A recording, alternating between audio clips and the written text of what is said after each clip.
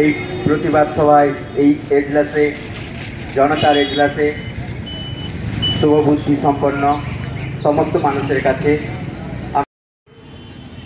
রাজ্য পুলিশ যাদের ভূমিকা নিয়ে প্রথম থেকেই প্রশ্ন এখনো পর্যন্ত শেষ হচ্ছে না, যাদের প্রয়োজন বিচার ব্যবস্থার সঙ্গে, তারা হসপিটালে আপনারা জানেন, শুনেছেন, আপনারা যখন এই প্রতিবাদে সামিল হয়েছেন আপনারা জানেন, তবু আপনাদের কাছ থেকে আমরা শুনতে চাই রাজ্য পুলিশ ও সিবিআই এর ভূমিকা কি সঠিক? আপনারা ভালো করেই জানেন কিভাবে মূলত একটা জুরিসপ্রুডেন্সের গড়ার যে কথা, যারা আইনের ছাত্র তারা সকলেই জানেন